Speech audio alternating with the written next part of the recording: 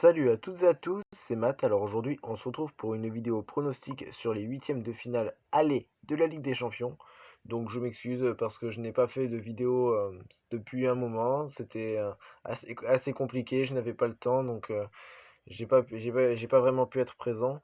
Mais là, je suis là et je vais faire de mon mieux pour me rattraper et faire le maximum de bons pronostics vis-à-vis de ces huitièmes de finale aller. Donc, juste avant de commencer les pronos, n'hésitez pas à lâcher un pouce bleu et à vous abonner, ça fera toujours plaisir. Donc, pour la démarche, vous êtes habitués, ce sera simple, je vais juste dire les pronostics pour les matchs aller. Je vais dire, selon moi, un pari à tenter et le score que je vois personnellement. Si vous n'êtes pas d'accord avec moi, vous pouvez tout de suite le dire dans la barre de commentaires. C'est toujours intéressant de débattre et comme ça on peut voir chacun son avis. Donc ne perdons pas plus de temps. Nous allons commencer par le Salzbourg contre le Bayern Munich. Donc comme nous le savons, le Bayern Munich est une équipe favorite pour remporter cette édition de la Ligue des Champions. Ils ont perdu ce week-end 4-2 contre une équipe de Bundesliga que je ne me rappelle plus du nom. Euh, es- excusez-moi, je me rappelle plus exactement du nom de l'équipe qu'ils avaient affronté. C'était Bochum, voilà, Bochum. Donc ils avaient fait tourner pour ce match, j'imagine. Ce sera, selon moi, quand même compliqué pour Salzbourg de faire un résultat face à Munich. Néanmoins, le Bayern ne doit surtout pas sous-estimer cette équipe de Salzbourg, qui a une équipe assez jeune, mais avec pas mal de qualité, beaucoup de potentiel. Donc selon moi, ça ne va pas non plus être une boucherie. Je vois pas non plus un 4-0 pour le Bayern. Je vois quand même le Bayern s'imposer. Je verrais bien un petit 3-1. Et si vraiment il fallait lâcher un prono, je dirais le Bayern gagne avec plus d'1,5 but dans le match. Je pense que c'est quand même à tenter. Et donc maintenant nous allons attaquer le deuxième match, qui est selon moi de ces huitièmes de finale le plus déséquilibré, entre le Sporting Lisbonne et Manchester City. Donc le Sporting Lisbonne est très bien classé dans le championnat portugais. Ils sont deuxième derrière le FC Porto, si je me souviens bien. Et je pense quand même que ça va être très compliqué pour Porto d'aller battre City, qui est au top de sa forme et qui ne perd plus depuis très longtemps. Donc je vois quand même pas le Sporting faire un résultat contre City. Et je vois même une victoire assez facile de City. Mais attention tout de même, parce que à domicile, ça peut être compliqué de jouer le Sporting. Mais nous l'avons vu dans la phase de poule quand même, quand ils avaient affronté l'Ajax. Le Sporting avait quand même pris deux défaites assez sévères. Et City, c'est quand même un niveau un peu au-dessus, selon moi. Donc je vois quand même pas le Sporting faire un résultat. Alors je dirais bien une victoire de City sur le score de 3-0. Et là, le pronostic gagnant, je vois victoire de Manchester City. Là, on a un match qui est peut-être sous-coté pour moi. C'est le Benfica contre l'Ajax. Car en effet, lors des phases de poule, le Benfica a tout de même fini deuxième de la poule du FC Barcelone, et qui a envoyé le Barça en Europa League. Certes, ce n'était pas un grand Barcelone, mais il fallait quand même le faire, parce que le Benfica, c'est pas non plus l'ogre de la Ligue des Champions. Donc il faut se méfier quand même de cette équipe du Benfica qui a quand même beaucoup de qualité.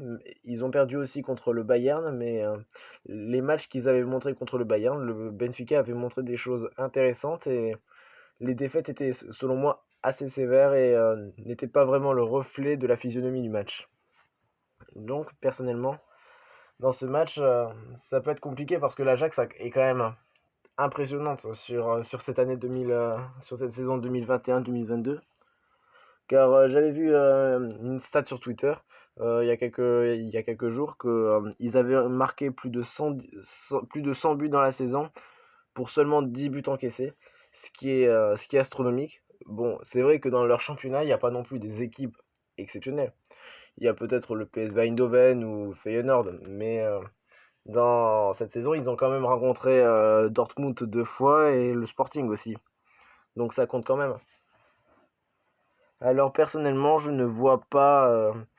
vois quand même pas l'Ajax perdre, et je pense qu'ils peuvent nous refaire une épopée comme ils l'avaient fait il y a 3 ans.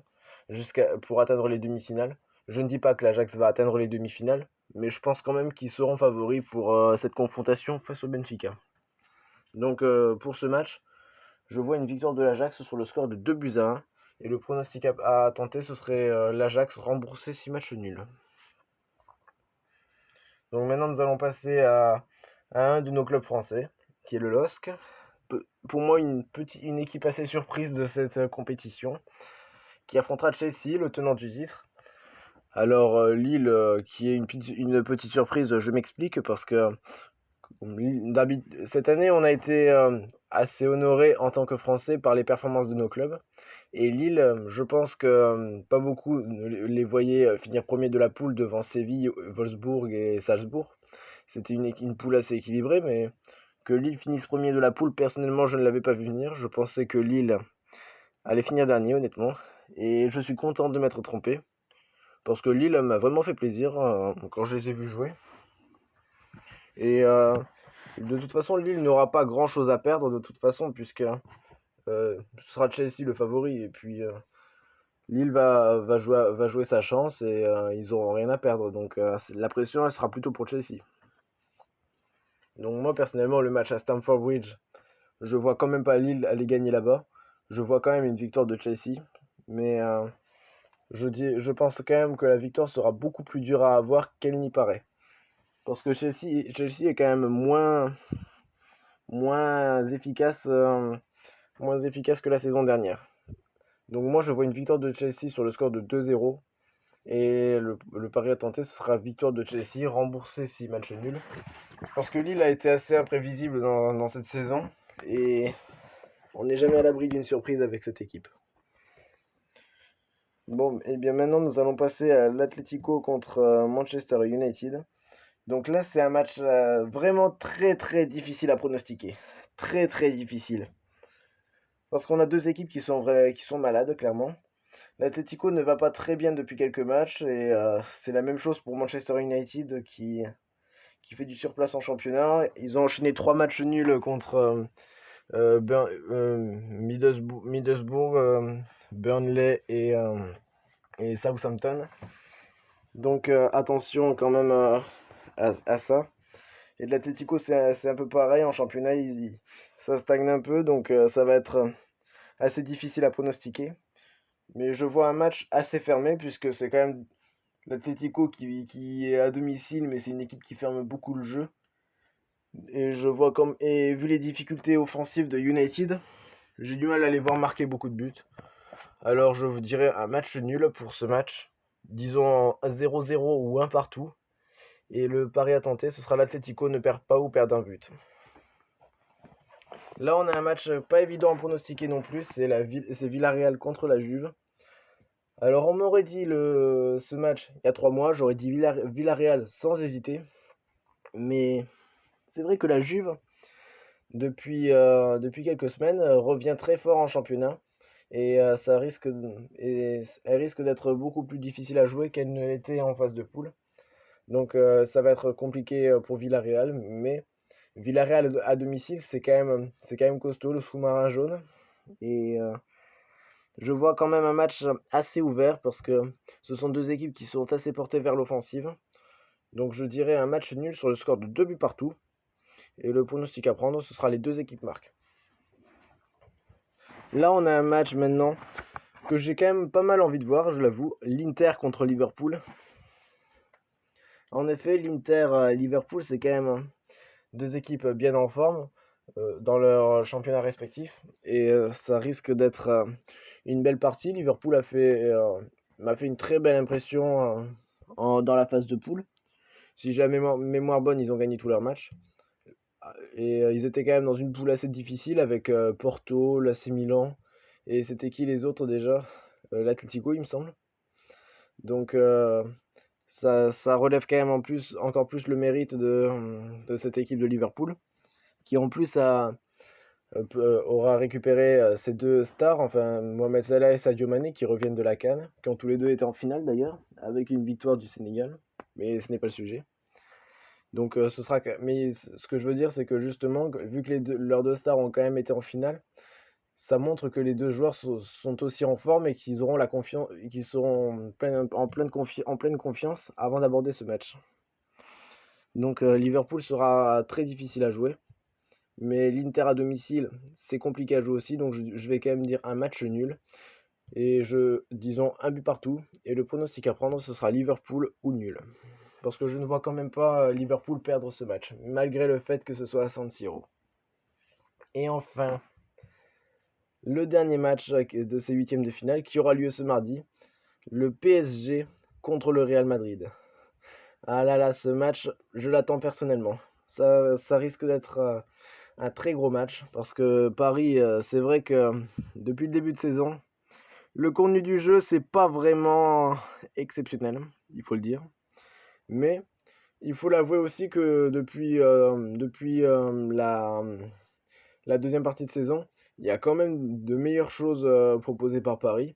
Si on enlève le match contre Nice, clairement, Paris a fait quand même des matchs plutôt bons. Je pense surtout au match contre Lille où il gagne 5-1, si je me souviens bien, et avec la manière, et avec un Mbappé qui est en feu et Messi qui semble revenir, qui a notamment marqué contre Lille et fait une passe décisive. Il a également fait une passe décisive le week-end dernier contre Rennes, ce vendredi dernier. Donc attention quand même à Paris qui semble revenir.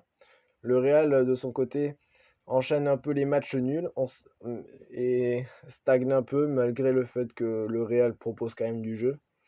Karim Benzema sera présent pour ce match. Il ne sera certainement pas à 100%, mais il sera quand même là. Et le Real avec Benzema, c'est quand même meilleur que quand il n'est pas là. J'ajoute que Vinicius aussi fait une très bonne saison avec le Real et que ce ne sera pas évident pour Paris de le bloquer. Donc je pense que ça risque d'être un match assez ouvert parce qu'on a deux joueurs assez jeunes des deux côtés qui avec leur vitesse peuvent facilement perforer une défense de Vinicius et Mbappé. Donc je pense que ça peut être un match assez ouvert. Et Paris à domicile, je pense que pour ce match, je ne dis pas pour la qualif, mais pour ce match, je pense qu'ils peuvent gagner. Ils en ont les moyens. Parce que même si Paris, avant, avant Noël, proposait un mauvais jeu, ça les empêchait tout de même pas de gagner et de faire des résultats assez serrés. Je pense par exemple au match contre Manchester City, où ils ont perdu 2-1, mais malgré le fait que le contenu était dégueulasse, il faut dire, il n'y a eu que 2-1 et ils étaient pas loin de faire un match nul. Donc ça prouve quand même que même avec un mauvais contenu, ils arrivent toujours à peu près faire des résultats. Donc je pense que si Paris se propose à faire un jeu plus sérieux, ils ont les capacités de battre cette équipe du Real. Excusez-moi, j'ai un peu mal à la gorge et je suis fatigué, mais je la fais pour vous cette vidéo. Mais dans cette vidéo, pour ce match, je vois Paris s'imposer sur le fil. Pourquoi pas 2 buts à 1. Après, est-ce que Sergio Ramos sera présent? Personnellement, je pense pas, clairement, parce que Ramos, avec tout le respect que je lui dois, je sais qu'il a fait de grandes choses dans sa carrière, mais on peut pas vraiment dire que ça, c'est un transfert réussi au vu de ce qui a été montré depuis le début. Il est tout le temps blessé, il a fait, je crois, 4 ou 5 matchs dans la saison. Mais quand Ramos est là, ça fait toujours du bon dans le vestiaire parce qu'il arrive toujours à motiver ses troupes à la mi-temps, par exemple, ou dans les matchs importants. Et en plus, Ramos connaît bien cette équipe du Real, il y a évolué très longtemps. Donc ça représenterait un plus. Mais je pense pas qu'il sera là personnellement. Alors ça sera sûrement une défense Kimpembe Marquinhos qui sera la défense centrale sera sûrement Kimpembe Marquinhos. Ça a quand même de la gueule. Donc je vois quand même une victoire de Paris sur le score de 2 buts à 1. Et si je devais dire un pari, ce serait les deux équipes marquent. Bon, ce sera tout pour ce prono. Bah, excusez-moi s'il y a beaucoup de temps où je souffle un peu, mais je suis assez fatigué en ce moment. Donc là, j'espère que cette vidéo vous aura plu. N'hésitez pas à lâcher un pouce bleu et à vous abonner, ça fera toujours plaisir. Et moi, je vous dis à la prochaine pour les matchs retour. Ciao!